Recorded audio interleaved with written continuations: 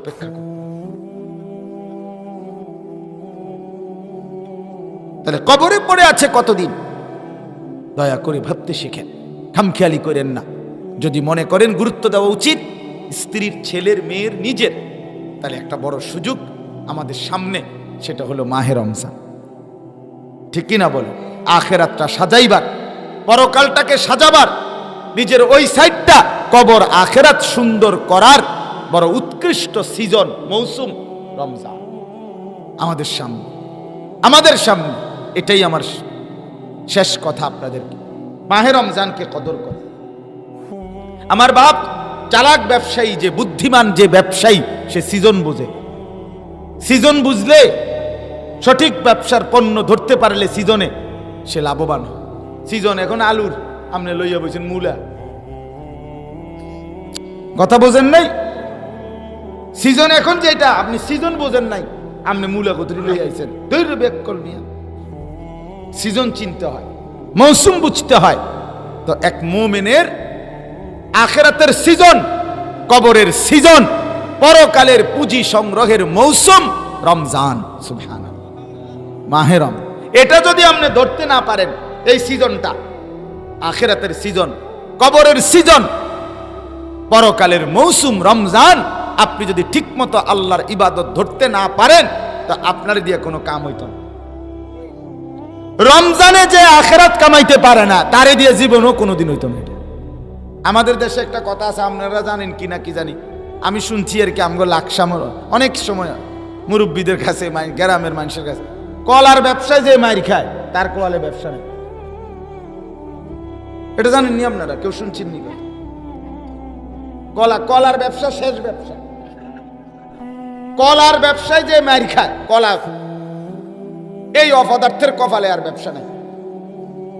মানে কলার ব্যবসায় নাকি কোনো লস হয় না, কথা বুঝছেন?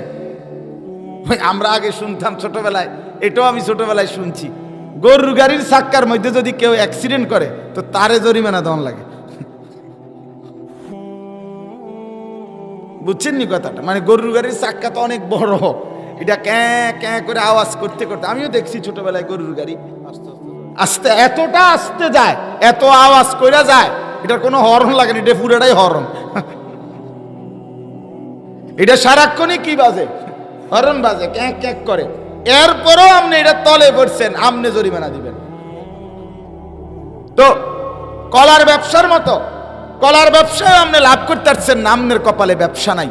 ঠিক আপনি মাহে রমজানের মতো মাসেও আপনি নাজাত নিতে পারলেন না মিয়া, যে মাসে আল্লাহ রহমতের দুয়ার খুলে দেয়, জান্নাতের দুয়ার খুলে দেয়, জাহান্নামের দরজা বন্ধ করে দেয়, সমস্ত শয়তান শিকলে বন্দি করে ফেলে, এতভাবে রেডি করাইয়া আল্লাহ বলে, বান্দা আসো না, আসবা শুধু নফল করবা একটা, নেকি দেব ফরজের, ফরজ করবা একটা, নেকি দেব 70টা। প্রথমটা রহমত, মাঝখানেরটা মাগফিরাত, শেষেরটা নাজাত। আসতে থাকো, নিতে থাকো। একটা রোজা রাখবা, পিছনের গুনাহ মাফ। তারাবি পড়বা, পিছনের গুনাহ মাফ। সবে কদরে জাগবা, পিছনের গুনাহ মাফ। এতেকাফ করবা, গোটা মহল্লার সমস্ত নেককারদের নেকির সমপরিমাণ নেকি তোমাকে দেওয়া হবে।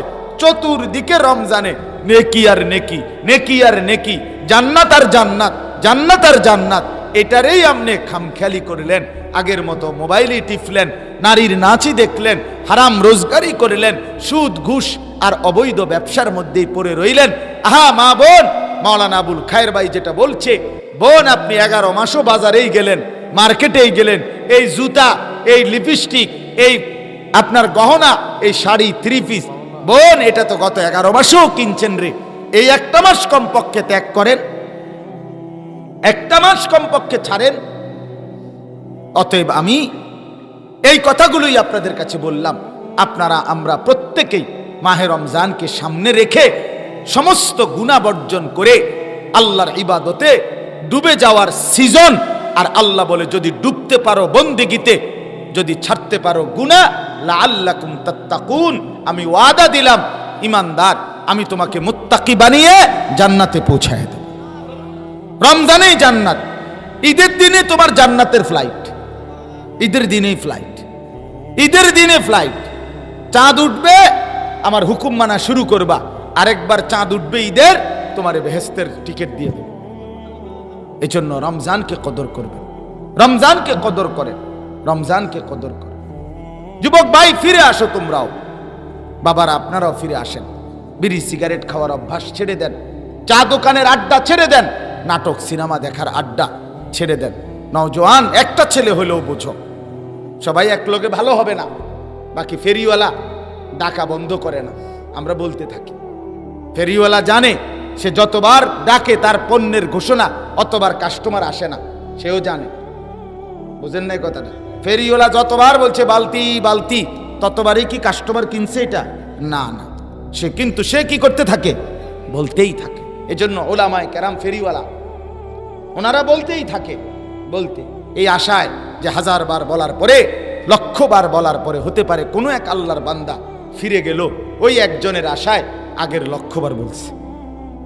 ফেরিওয়ালাও জানে যে হয়তো 1 ঘন্টা পরে আমি 100 বার 500 বার বলার পরে একজন কাস্টমার হয়তো একটা বালতি কিনতে পারে, একটা পণ্য কিনতে পারে, এই আশায় বলা। এই জন্য আমরা ফেরিওয়ালার মতো বলি, ফিরতেই হবে বাপ, নিজের ভালো চাই। নিজের কল্যাণ যে বোঝে না, নিজের ভালো যে বোঝে না, সে সুস্থ মানুষ না, সে স্বাভাবিক মানুষ না। এই জন্য রমজান আমাদের সামনে আসতেছে ইনশাআল্লাহ। প্রত্যেকেই দিল থেকে নিয়ত করে আপনাদের কাছে আমার অনুরোধ, আমার এই শেষ কথাটা হইল, প্রত্যেকটা মুসলমান যুবক ভাই, মুরব্বী, পর্দার আড়ালের মা বোন, আমাদের প্রত্যেকের চলাফেরার দ্বারা যেন এটা বোঝা যায় যে আমি রমজানের কারণে আমার চলাফেরা, কথাবার্তা, আচরণ, উচ্চারণের মধ্যে দুনিয়াবি লোভ কমাইছি, আখেরাতের ফিকির বাড়াইছি। কমপক্ষে একটু ভিন্নতা, একটু অতিরিক্ত প্রস্তুতি, অতিরিক্ত আমল, এটা যেন আপনার মধ্যে থাকে, আপনার চেহারায়, সুরতে। এতটুকু যদি বিবেক না থাকে, এতটুকু যদি কদর না থাকে, তো রমজানের শেষে নবী বলছে, ফেরেশতা আয়েশা জানাইছে যে রমজানের মতো এত বড় মর্যাদার মাস পেয়েও কদর করে নাই, জাহান্নাম থেকে বাঁচে নাই নবী, তার উপরে আল্লাহরও লানত, ফেরেশতারও লানত, আমি জিব্রাইলেরও লানত। নবী বলছে আমিন, জিব্রাইল আমি মুহাম্মদেরও লানত। যা, তোর উপরে খোদার গজব, তোর উপরে রসুলের গজব, তোর উপরে সমস্ত ফেরেশতার গজব, তোর উপরে আল্লাহর লানত। তুই মোবাইলেই দেখ, যা, তোর উপরে আল্লাহর লানত পড়ুক। তুই বেডি বাজারেই ঘুর, যা, তোরে খোদা আর ঘরে ফিরাবে না, তুই বাজারেই ঘুরবা। তোমার এই এক জুতার লেগেই তোমারে খোদায় ঘুরাইব, এক জুতার লেগেই তুমি ঘুরবা 30 দোয়ান, তুমি আর ফিরলা না। এই জন্য বাপ মা বোনদেরকে বলেন, বাবা ভাই বলেন, প্রত্যেকেই আমরা ফিরে আসি আল্লাহর দিকে। আখিরাতের চিন্তা, আখিরাত আমার, কবর আমার। ইয়া বাগিয়াল খাইরি আকবিল, ইয়া বাগিয়াশ শাররি আকসির। নবীজি বলেন, রমজান মাস আসলেই ফেরেশতা ডাক দেয়, হে নেক কাজের আগ্রহীরা তোমরা এগিয়ে আসো, হে গুনাহের কাজের আগ্রহীরা তোমরা থামো। চোর থামো, এই সুদখোর বেবিচারী, এই অসৎ যুবক এবার তো থামো, বেপরদা বোন এবার থামো। এটা রমজান, এটা রমজান, এটা রমজান। নেক কাজের আগ্রহীরা আসো। আল্লাহ তাআলা আমাদের প্রত্যেককে তৌফিক দেন, কবুল করেন। প্রত্যেকে ইনশাআল্লাহ চেষ্টা করবেন তো ইনশাআল্লাহ রমজানকে সামনে রেখে জীবনটা সুন্দর করেন, কদর করেন। নিজেদের স্ত্রী কন্যাদেরকে বেপরদিগি থেকে ফিরান, নিজের ছেলেটাকে নামাজি বানানোর জন্য চেষ্টা করেন। যদি বলেন সম্ভব না, এটা বলবেন না, এটা বলা না জায়েজ, এটা বলা হারাম। কোনো মুসলমান অসম্ভব বলতে পারে না। আপনি কি করতে হবে এখন, আপনি আলেম থেকে জিজ্ঞেস করেন। আপনার ছেলে মনে করেন এককারে ডাকাইতে সর্দার, তার জন্য হেদায়েতের কি রাস্তা, এটা আপনি ওলামায়ে কেরাম থেকে জিজ্ঞেস করেন।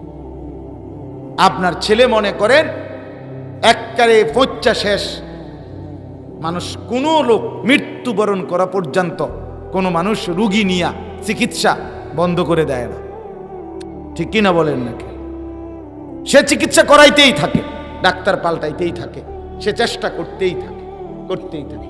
অতএব কোনো মা বাপ তার সন্তান, কোনো স্বামী তার স্ত্রীর জন্য এ কথা বলার কোনো সুযোগ নাই যে সে আর 16 বছর বয়সের ছেলেটা আর কোনোদিন ভালো হবে না।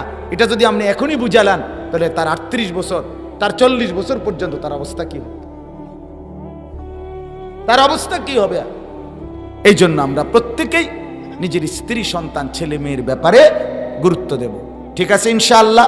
আল্লাহ তাআলা আপনাদের সকলকে কবুল করেন, এলাকার সমস্ত কবরবাসীদেরকে আল্লাহ তাআলা মাফ করে দেন। বলেন আমিন। সুবহানাল্লাহি ওয়া বিহামদিহি, সুবহানাকাল্লাহুম্মা বিহামদিকা, আশহাদু আল্লা ইলাহা ইল্লা আনতা, আস্তাগফিরুকা ওয়া আতুবু ইলাইক। মুহতারাম চেয়ারম্যান সাহেব একটু কথা বলবেন, এরপরে আমরা দোয়া করে দিচ্ছি ইনশাআল্লাহ।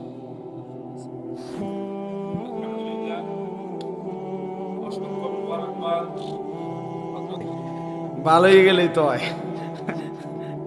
শেষ পর্যন্ত কথা তো এইটাই, চেয়ারম্যান কোন আর জনগণ কোন, যাই কইলাম সবাই মিলার উদ্দেশ্য তো এটাই যে আমরা সবাই ভালো হই। ঠিক আছে না? আসলেই এটাই বাস্তবতা। সবাই মিলে আগ্রহী হলে, আন্তরিক হলে, প্রত্যেকেই জবান খুললে কম বেশি সমাজ সুন্দর হবে, সমাজ সুন্দর হবে। এই গুনাহ, অশ্লীলতা, নাফরমানি বন্ধ হবে ইনশাআল্লাহ। আমার একজন, 1 মিনিট কথাটা শেষ করি। আমার এক ঘনিষ্ঠ লোক, আমার আপন জনের মধ্যে ঘনিষ্ঠ একজন আত্মীয়, তো সে বিশ্বকাপ ক্রিকেট খেলা দেখার জন্য আরো আগে তো একটা ছোট্ট টিভি, এই ছোট্ট সাইজের টেলিভিশন কিনে আনছে, ছোট একের ছোট্ট এটা, এটা দিয়ে খেলা চায়। আমি একদিন টের পাইছি যেটা বালিশের তলে রাখে খেলা দেখে হইতে। পরে আমি একবার শুধু দেখছি, এটা হয় এটা থুইয়া বালিশের তলে বাইরে কই গেছে, আমি এটারে নিয়ে ভাঙ্গা একেবারে গুঁড়া গুঁড়া বানাই দিছি। গুঁড়া কইরা এরপরে ইচ্ছা কইরা এটি সব দিয়ে একটা টুকরি বা কিসের মধ্যে যেন নিছি, এ আইসে আর তার হাতে দিয়ে গেছে, এটি করতে বাইরে হালাই দিয়ে, মানে এতে যাতে এটা বুঝে, সে তো বুঝছে এটি কি ভাঙি না। তো এই জন্য বললাম আসলে হিম্মত না করলে হইতো না, হিম্মত না করলে হইতো। আমাদের নোয়াখালীর একজন ঘনিষ্ঠ মানুষ আছে, উনি একদিন এই বিবি বাচ্চাকে টেলিভিশন এই নাটক সিনেমা থেকে ফিরাইতে পারে না দেখা তারা সবাই ঘুমাইছে। সত্যি এবার আমি ওই লোক আমাদের পরিচিত মান, উনি রাত্রেবেলা ওনার বিল্ডিংয়ের ছাদে নিয়ে এই টেলিভিশনটারে ভাঙ্গা ঘুরে ঘুরে, সকালবেলা কেউ খুঁজে পায় না, উনিও খুঁজে করে কই কে জানি। আমি কাছে পরে বলছি, পরে আমিও বউ বাচ্চার লগে আমিও টোয়াইছি কই টেলিভিশন কেউ খুঁজে পায় না, এটা কই আছে, এটা পুলিশে খবর দিয়েও তো লাভ নেই। এই জন্য মানে আমার কথা হলো চেষ্টা অব্যাহত রাখা, ফিকির না করলে সবাই নষ্ট হয়ে গেছে এই কথা বলে দিয়ে ছেড়ে দিলাম।